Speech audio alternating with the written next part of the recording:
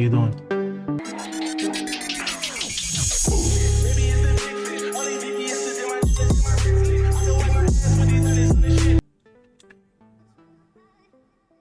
You know, for any car person who ever learned to own vehicles, always got into cars because of some reason. You know, a movie, an idol, or for whatever reason. You know, for example,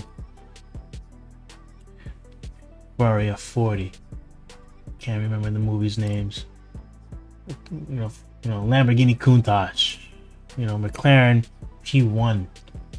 These were the poster cars that everybody really loved and respected and had them on their walls as younglings. And then out of the three types, you had a second type of person who wanted to have a car they can almost daily drive every day and do crazy things. And those were the JDM people. Be able to modify your car to such a wild, it's imagination, like a cartoonish way of thinking about enjoying your car. Thank you, Japan, for doing that. And of course, that was also inspired by other movies and TV shows and so forth. And I got into that. I eventually got into the RX-7 scene because of a friend. So I bought myself, a Mazda RX-7 convertible, and I, tuned it up and, drifted it and do all these stupid things with it. Any other young person would do back in the day. Until the inevitable would happen, until, haters come around. This kid named Alex, I paid him to do an engine swap because with the RX-7, engine would blow. So I blew up my engine, wanted to do an engine swap, paid this kid to do an engine swap for me. Him being a jealous type, took my car, did his own engine swap, he stole it, didn't tell me what was going on, driving around every day in my own car. These are the you gotta avoid in life. Miami is a crazy place. I'm glad that I separated myself from that scene. The third and final, the third or fourth, maybe. I'll say that because we're gonna get to what the title of this whole video is eventually. Third of the scene would be, low riding. So I eventually got into the low riding scene, and I bought my neighbor's car and enjoyed it for a while. And I apologized to him. I owe him so much. He was a great guy. He is a great guy if he's still out there. And I bought this Ford Escort from him. Yeah, you can see why. It was a beautifully built car, and he just didn't have time. He was starting a family, so I made an agreement with him to buy it, and it's getting into the low riding scene because these drift race kids, they didn't have any common sense. They always wanted to do something stupid. Hence, street drifting. It's fun, but it's fucking stupid. Anyways, I digress. We're not here for that. So, anybody in the lowriding scene would say the most, want to get lowrider would be, Chevy Impala convertible. Everybody wants, I want the Chevy Impala convertible. But the thing is, anybody who's been in lowriding for a very long time would know that the king of all lowriders is not a Chevy Impala.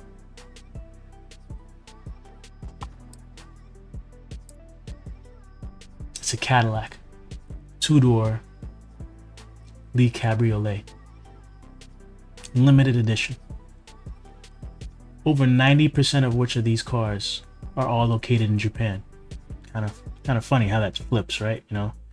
All those drift cars here in USA, and now all the lowriders, the premium, the king of lowriders are in Japan. So yeah, I was really into that. And I strived to get, you know, this car, and I still do today. Still do. My dream car is not a Ferrari. It's this right here. It's this. I eventually got, you know, a lowrider. It wasn't a two-door, but rare enough. This was a d'Elegance with the plush leather seats and sunroof, which was very rare in its own fact. But again, being Florida and having haters, it was stolen from me. But anybody having all these toys, you'd still want something, a toy hauler, which would be the fourth category of any car lover, especially if you're a red-blooded American, true American. You want a good truck. And for me, yeah, I always wanted a good lifted truck. I always wanted a nice little truck, big tires, big rims, lifted, and I can carry my toys around.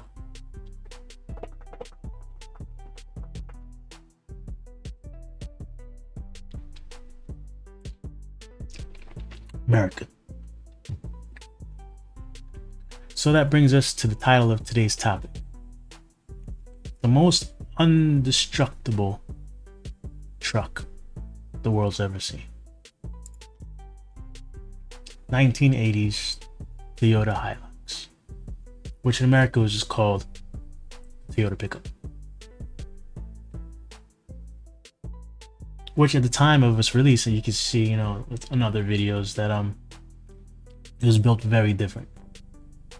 Now, very hard to find examples because of the same reason of its construction, where the body was based on a full box frame, where you know, that day's version would, you know, a Chevy pickup truck, or is it based on a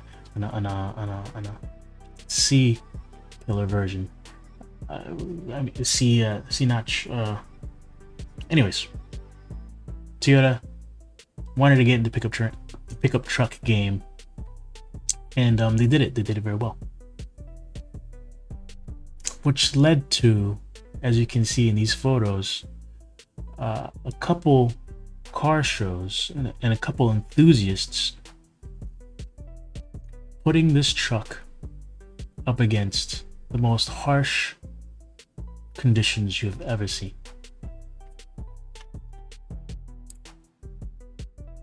But before it came up to that, it was also very famous for this one scene right here.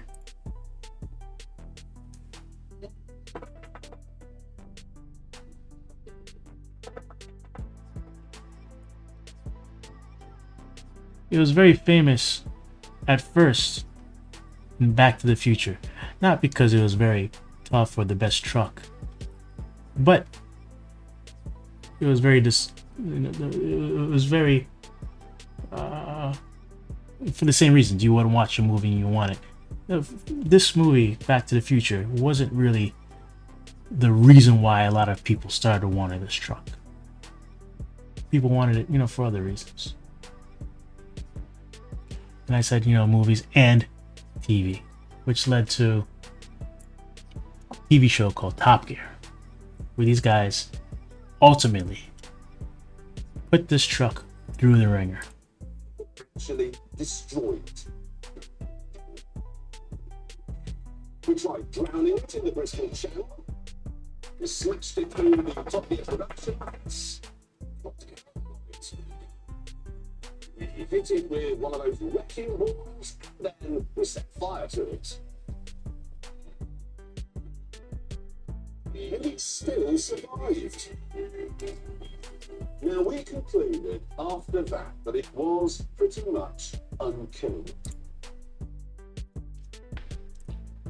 So they put this truck through so much. And the final thing they did to it was that they put it on top of a building that they were going to demolish. to see if it'd still survive.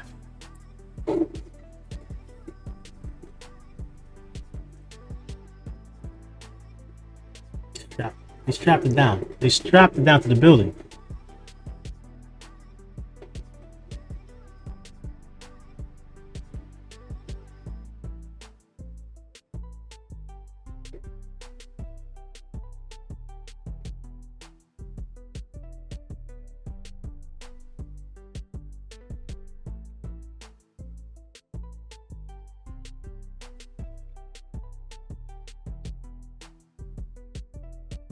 Would you do that to a Ford F-150?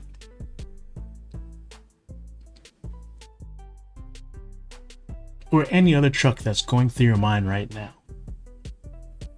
Semi-truck, I don't give a crap. Whatever truck you want to think of. But will that truck do this?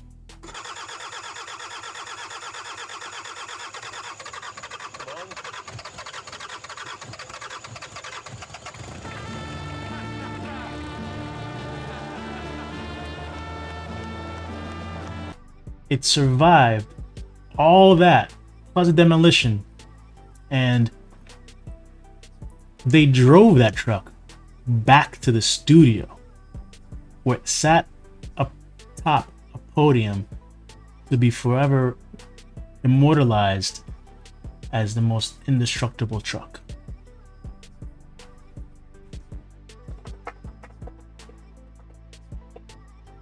Until this guy came along.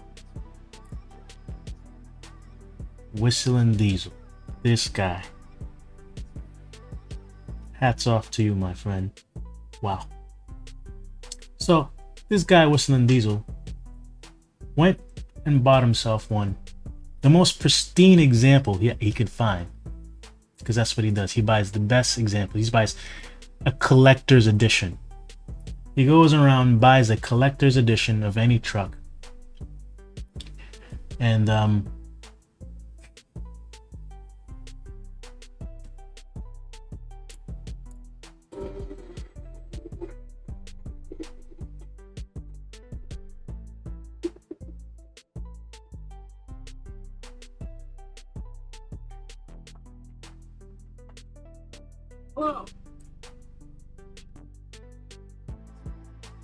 so to say the least, this guy, Whistling Diesel, takes this truck and throws it in the most harsh conditions ever. Until this one. His ultimate goal, the ultimate plan, before he bought the truck, was to drop it from 10,000 feet.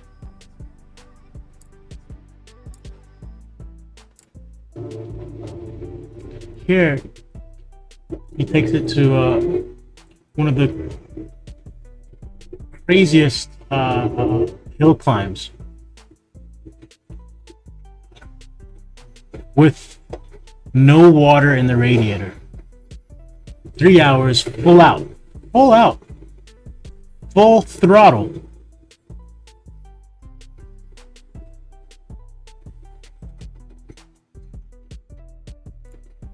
And nothing.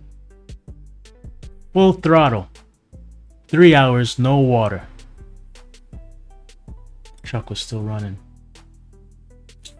And eventually, he takes it to 10,000 feet.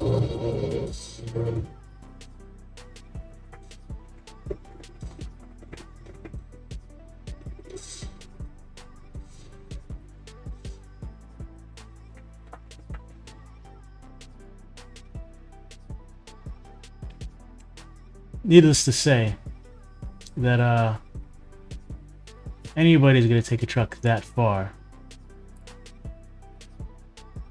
obviously is gonna get fucked up.